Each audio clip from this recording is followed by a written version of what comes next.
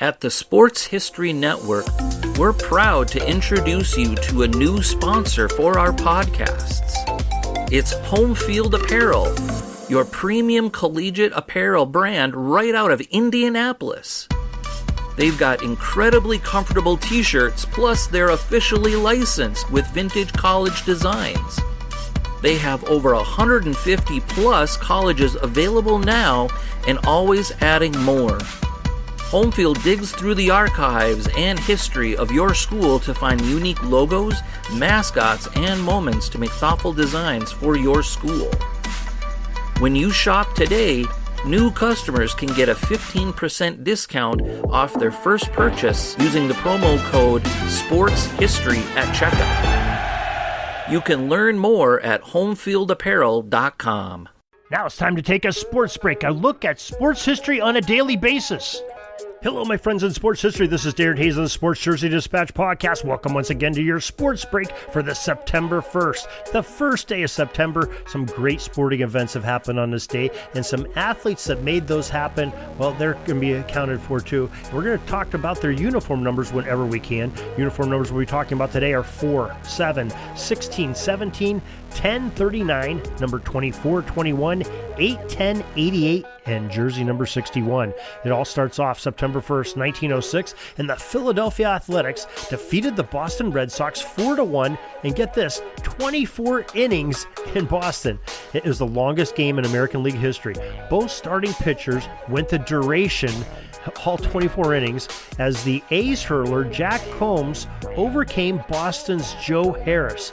Can you imagine that? Two starting pitchers going a full 24 innings in a game, and having that score be 4-1 at the end. Tremendous bit of athleticism there. September 1st, 1931, future Baseball Hall of Fame first baseman Lou Gehrig, number 4 of the Yankees, hit his third grand slam in 4 days and 6 homer in consecutive games as the New York Yankees won 5-1 over their rivals, the Boston Red Sox.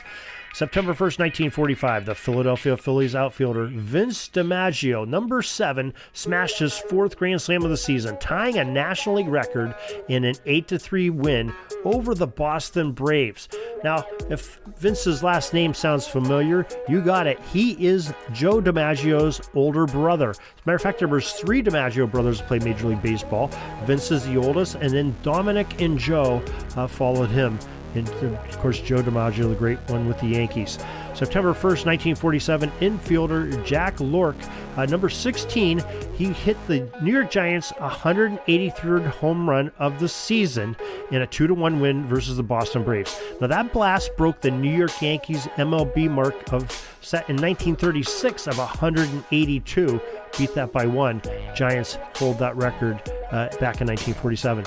September 1st, 1958, St. Louis Cardinals pitcher number 17, Vinegar Ben Mizell, he walked a National League record 9 batters in a 1-0 shutout of the Cincinnati Reds. Who could not like a guy with a pitcher with the name of Vinegar? September 1st, 1964, San Francisco Giants reliever Masanori Murakami, sorry if I butchered your name, wearing number 10, became the first Japanese-born player to appear in the United States Major League Baseball. On his debut, the native of Osuki threw a scoreless inning in a 4-1 loss versus the New York Mets that day. September 1st, 1967, the Cincinnati Reds reliever Bob Lee, who wore number 39, walked Dick Groat, number 24, with the bases loaded in the 21st inning to give the San Francisco Giants a 1-0 win at Crosley Field. Now, the contestants previously, 20 scoreless innings, ties the Major League Baseball mark, the Pirates and Braves, in 1918.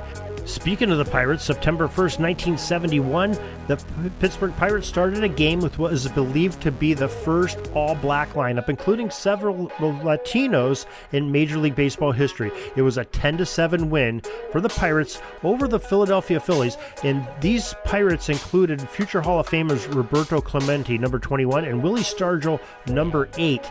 And our friend Dana Auguster over at the Historically Speaking podcast last year, this time, exactly exactly a year ago, beginning of September. He has a great podcast on that very game of the Pirates and the Phillies, where they had that great lineup out there. So make sure you check that out. Go back in the history of Sports History Network, the Historically Speaking podcast, Dana Auguster. Go back to September of 2021 and hear that great podcast he has.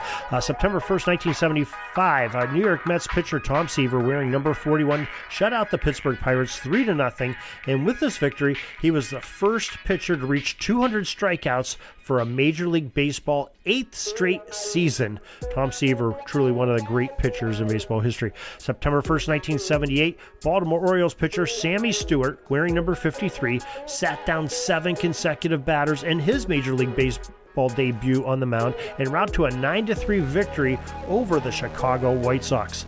September 1st, 1984, the quarterback of Mississippi Valley State, Willie Totten, wearing number 10, passed for a Division I AA record 536 yards and 9 touchdowns in an 86-0 victory over Kentucky State. His main receiver that day was none other than Jerry Rice, who wore number 88 at Mississippi Valley and who caught 17 passes for 294 yards and 5 touchdowns that day. Rice ended up breaking his own Division I AA record for total yardage and pass receptions. The school retired the jerseys of both players at the end of that 1984 season.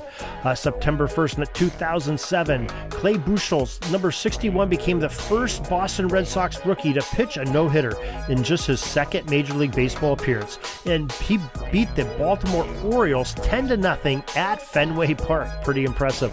September 1st, 2019, the Houston Astros starter Justin Verlander, number 35, struck out 14 as he throws his third career no-hitter in a 2-0 decision against the Toronto Blue Jays. And that is your sports break history for this September 1st. We're glad you could join us for these little bits of sports history and reflections back on the great players through their uniform numbers. And hope you'll join us again tomorrow as we do this each and every day. In the meantime, you can tune into JerseyDispatch.com, check out some of our past articles and great things we have there. Pigskin Dispatch also has some great stuff there as well. And SportsHistoryNetwork.com, we have some great podcasts there for your listening and entertainment on all kinds of different sports in different eras by some very talented individuals with some great guests. So until then, have a great sports history day. Sorry, but my pitching coach just called timeout and he's coming out to the mound. I think I'm going to get yanked for a reliever. We'll see you back tomorrow for some more great sports history on Sports Jersey Dispatch Podcast. We invite you to check out our websites, JerseyDispatch.com and PigskinDispatch.com. Not only see the daily sports history, but to experience the preservation of great events and people that play the games. Find us on Pigskin Dispatch. It's also on social media outlets of Facebook, Twitter, Instagram, and don't forget the Pigskin Dispatch YouTube channel to get all your daily sports history. Pigskin Dispatch is happy to be associated with the Sports History Network, the sports headquarters of yesteryear, found at SportsHistoryNetwork.com. This podcast is part of the Sports History Network, your headquarters for the yesteryear of your favorite sport. You can learn more at SportsHistoryNetwork.com.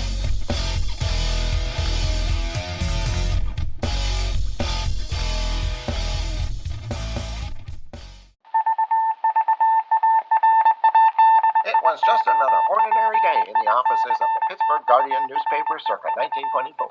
But for Marla Delft, assistant editor, everything was about to change. For she was about to discover the awesome attractiveness of Row 1 brand retro sports paraphernalia items thanks to Orville Mulligan, sports writer. And there it is. Wow, Orville, that's really the bee's knees. Isn't it just? A poster-sized replica of the actual 1909 World Series program cover. I can see that. But where did you get it? And where'd you get it framed?